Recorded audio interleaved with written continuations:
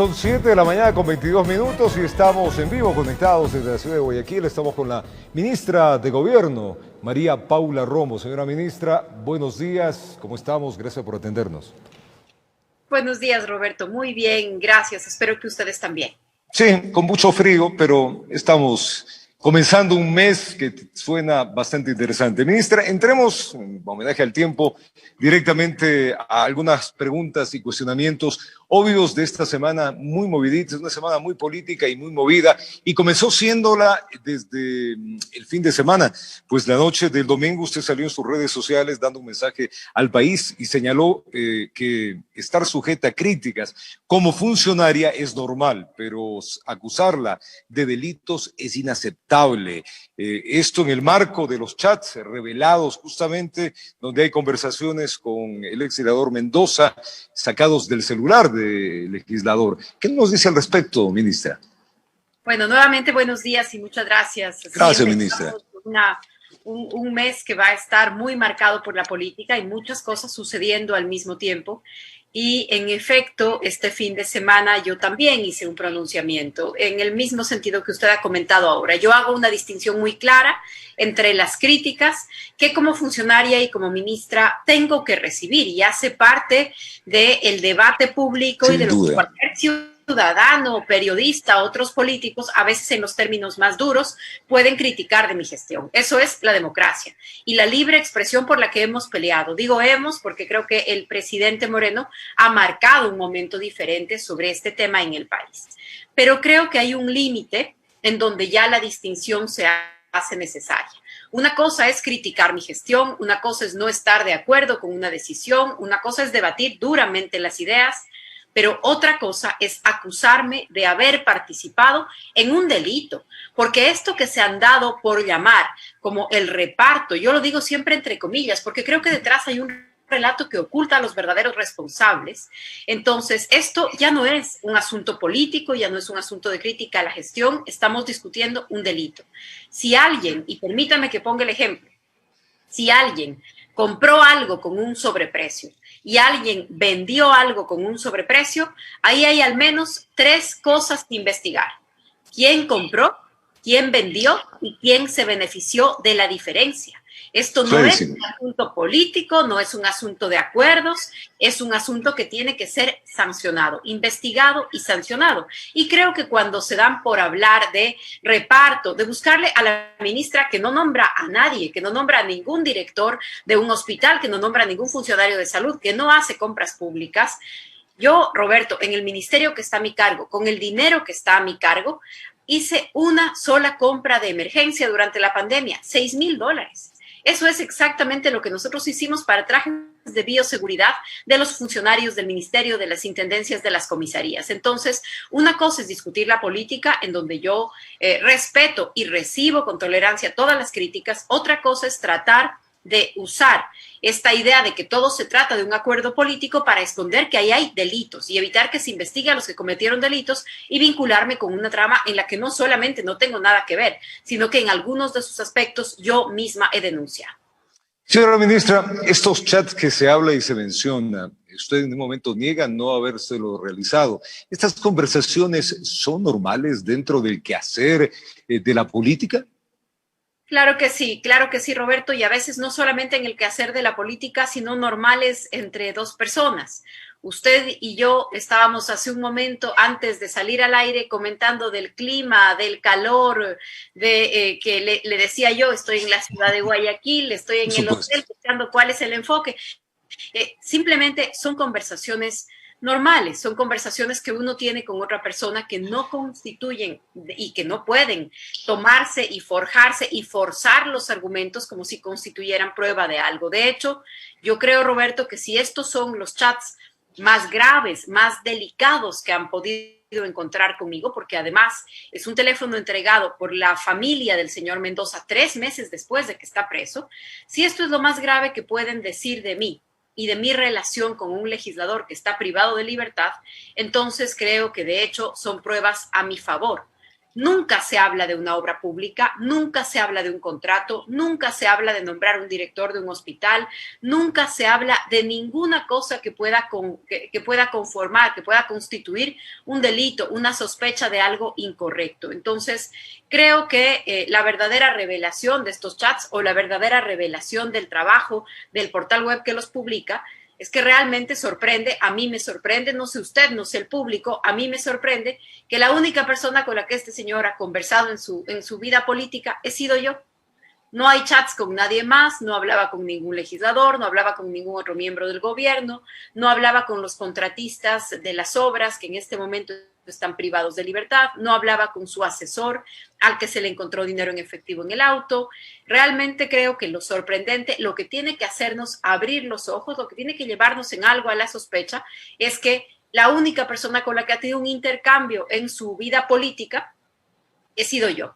Esto me parece... Ministra, entonces ahí me viene una pregunta, pero rápida. ¿Usted es la piedra en el zapato de quién? Uy, creo que la lista es larga y se va alargando, Pero Roberto. en este caso, de lo que usted nos está diciendo, en los chats de Mendoza únicamente habla con usted, incluso creo que le invita a su matrimonio, le dice que va con todos los gastos pagados. Sí, así es. Bueno, no recuerdo los detalles exactos de esa invitación. Es una reunión a la que no asistí.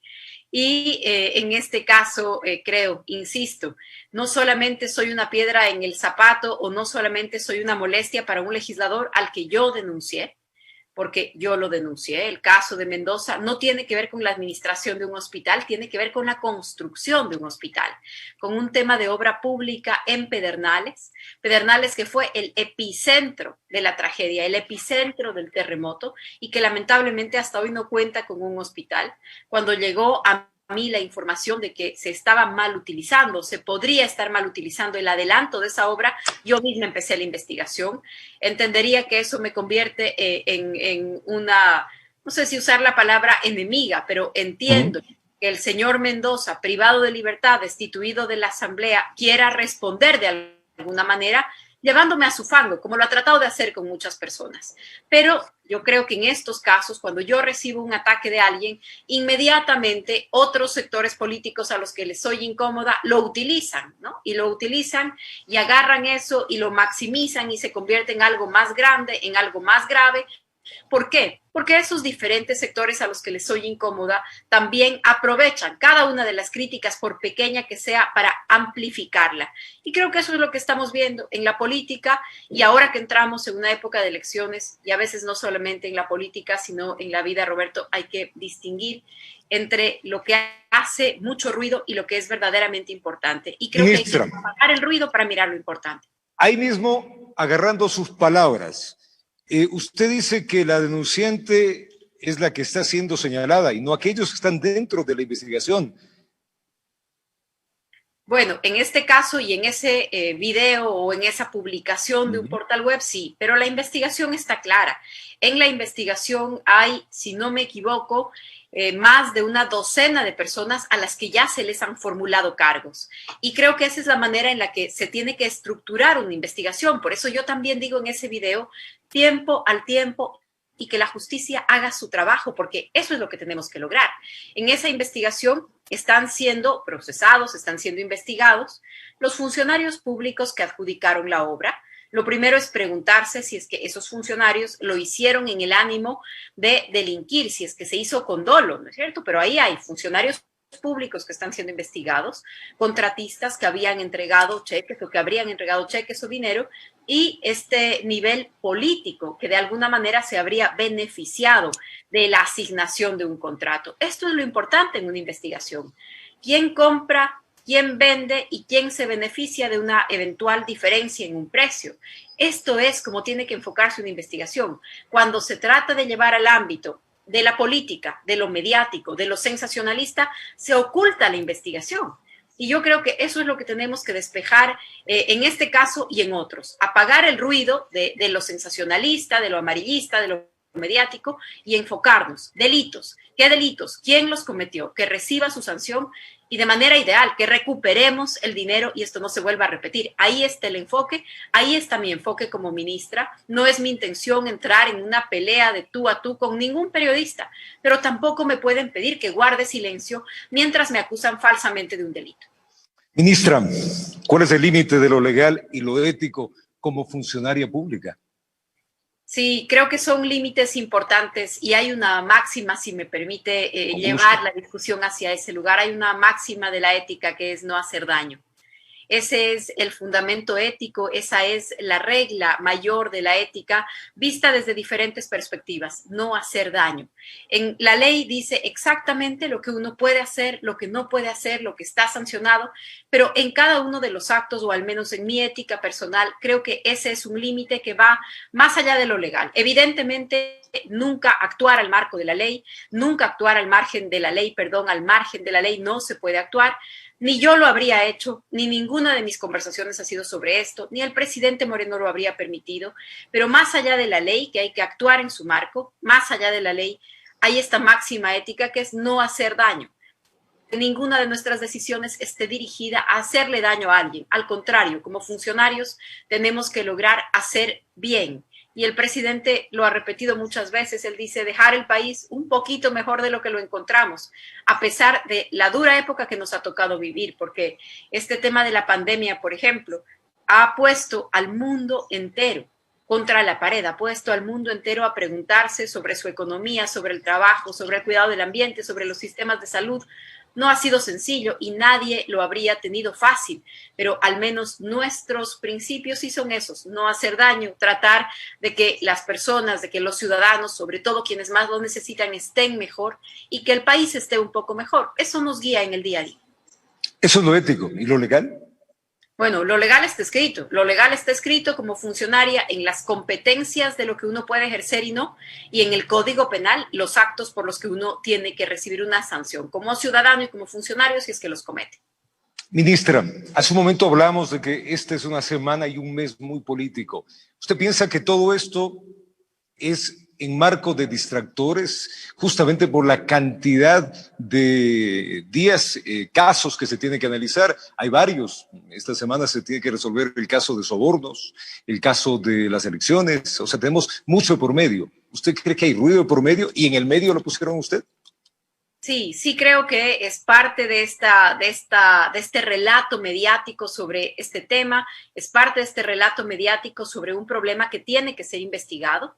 Hay investigaciones importantes en el caso de dos hospitales que no son hospitales del Ejecutivo, del Ministerio, sino del IES, que se están investigando en Guayaquil y Daule. Me parece que son las investigaciones más grandes que hay en este momento. Y en estos casos, por ejemplo, se está investigando a administradores públicos, los administradores de los hospitales, a proveedores. Es que creo que esa es la relación que hay que hacer y esas investigaciones permitirán saber si hay o no otro tipo de vinculaciones. Lo que se pone alrededor es distracción y es distracción política y creo que hay que separarlo para que la justicia haga su trabajo y, por supuesto, cualquier involucrado del rango que sea, del partido que sea, del cargo que sea, si está vinculado, que sea sancionado, pero si no está vinculado, si no ha cometido ningún delito, que no sea tomado como un distractor mediático de lo que está sucediendo. Ahí hay un tema, las investigaciones. Pero el otro tema es que esta semana, como usted lo ha comentado ahora mismo, hay la audiencia del caso Sobornos. El caso Sobornos es un caso emblemático para la justicia ecuatoriana, es un caso emblemático sobre impunidad, es un caso emblemático sobre la corrupción manejada desde el centro del poder. Y creo que todo eso también hace que haya mucha pirotecnia alrededor. Los investigados prefieren que se hable de los otros, los investigados prefieren dar esta imagen de que es confusión, de que es corrupción, de que todos los gobiernos funcionan de manera parecida y eso no es cierto. No todos los políticos cometemos actos ilegales, no todos los gobiernos funcionan así, entonces es muy importante no dejarnos llevar a esa lógica en donde se minimiza la gravedad de los casos que la justicia hoy tiene que mirar. Ministra, ¿le quieren llevar a juicio político? ¿La Asamblea le quiere censurar? Es lo que puede pasar. Es lo que puede pasar con cualquier ministro, con cualquier secretario de Estado. Todos estamos sujetos a control político. Si ese día llega, si ese trámite viene, tendré que comparecer a la Asamblea, daré mis explicaciones como lo he hecho en otras ocasiones. He comparecido a la Asamblea en 36 ocasiones distintas y además he pasado ya por 3 juicios políticos. Así que es una responsabilidad de la que no huyo, es una responsabilidad que no rehuyo. Como todas mis otras responsabilidades, la enfrentaré cuando corresponda. Ministra, otro tema que también es álgido. Hay algunos temas que son bastante álgidos. Y claro, usted como ministra de Política y de Gobierno le toca contestar. El Código de la Salud también tiene pues a la ciudadanía en boca de todos. Este código tiene que ser vetado por el Ejecutivo, lo van a dar paso. ¿Cómo está el tema casa adentro? ¿Cómo está el tema de discusión de este Código de la Salud que dio paso a la Asamblea luego de larguísimo tiempo? Esta última parte a mí me parece la más importante. El código entró a la Asamblea hace 8 años. Hace 8 años y fue el resultado de unificar 22 reformas de ley distintas. Durante 8 años se ha discutido este código en momentos más, menos, pero la última vez que se discutió este código fue hace 1 año y 3 meses. Hace 1 año y 3 meses creo que nuestras reflexiones sobre la salud eran distintas. Sobre todo este último periodo, la pandemia, los sistemas de salud, las emergencias, las UCIs, el sistema de vigilancia epidemiológica, todos asuntos que están en primer lugar de la preocupación de los ciudadanos y que no se discutieron mientras el código era discutido. Creo que esto también es importante porque hay algunos temas que son más mediáticos que otros, pero el código regula el sistema de salud del país. Así, con esa mirada, lo estamos discutiendo. Este es el sistema de salud que el país necesita después de las últimas lecciones o este código responde a una época pre-COVID. Esta es la primera pregunta que el presidente también nos ha hecho, nos ha pedido ya que empecemos una revisión. El Ministerio de Salud, por supuesto, es el actor más importante que tiene que responder esta pregunta, pero todos tenemos algo que decir, todos tenemos alguna opinión en el equipo del presidente y se la haremos saber para que él pueda tomar su decisión. ¿Qué veto se lo puede hacer? ¿Nos puede aventar algo? Bueno, lo que le puedo decir es lo que dice la Constitución. El presidente puede tomar 3 decisiones distintas. La una es enviarlo directamente al registro oficial para su publicación. Eso es sancionar una ley que pase directamente a publicarse. La otra decisión que puede tomar el presidente es objetar, lo que nosotros comúnmente decimos vetar. Y ese veto puede ser parcial, sugiriendo el cambio en algunos artículos, o total, impidiendo que la ley continúe con su trámite. Estas son las 3 opciones que el presidente tiene que analizar y que los equipos estamos preparando como diferentes escenarios. Usted como mujer, le voy a hacer una pregunta ahí un poco más complicada. En el tema del aborto, y no hablo como la ministra, hablo como hacia la mujer. ¿Usted estaría de acuerdo con lo que dice el código? Sí, gracias a su pregunta. El código no habla de despenalizar el aborto. El código habla de atenciones médicas y emergencias obstétricas. La discusión de penalizar o no el aborto está en el Código Penal. Esa discusión no está aquí.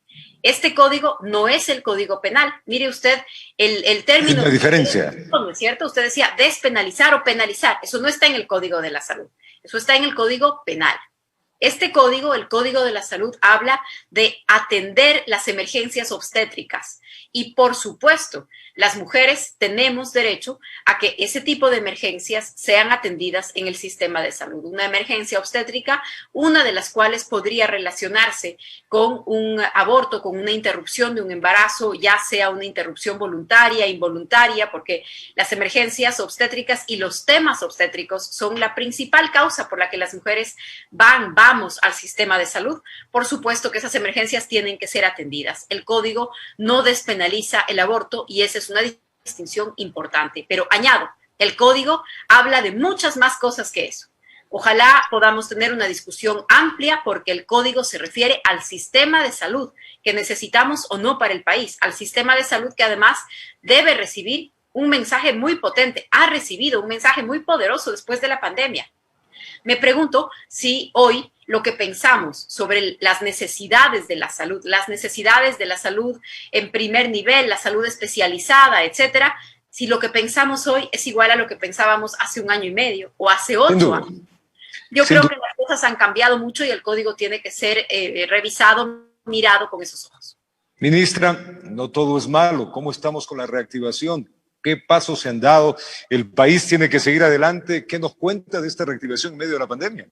Cada vez más activos, más reactivados, sin descuidarnos. No se puede uno confiar, no podemos decir que ya pasó, no ha pasado la pandemia, no se ha ido el virus, no se va a ir por un tiempo, pero la reactivación productiva, la reactivación económica está avanzando y creo que hemos dado pasos lentos, sí, porque hay que cuidar la salud, pero firmes y seguros, y eso hoy nos tiene mejor incluso que algunos países de la región, a pesar de que las comparaciones son antipáticas, pero nuestros aeropuertos están abiertos, las ciudades están abiertas, los negocios están abiertos. Hay algunas actividades que no se han reanudado todavía y que van a tomarse su tiempo, sobre todo lugares de aglomeración, lugares cerrados, lugares pequeños, como una discoteca, un bar, un karaoke, son los que mayores dificultades están teniendo en este momento. Pero los restaurantes con un aforo reducido están funcionando, los comercios están funcionando, la mayoría de personas se pone su mascarilla, así que yo creo que las noticias son buenas. Hemos pasado por el momento más duro, de una de las etapas más duras de las que tenemos memoria. O sea, estamos listos, ministra, para el Yo Me Cuido. Así es, estamos ya en ese Yo Me Cuido. En 11 días más se termina el estado de excepción, no se termina la emergencia, no se termina la necesidad de cuidarnos, pero algunas de las medidas más extremas que hemos sostenido durante medio año ya sí van a ir atenuándose. El toque de queda, por ejemplo. Ministra, mandarle un abrazo, agradecerle por habernos atendido.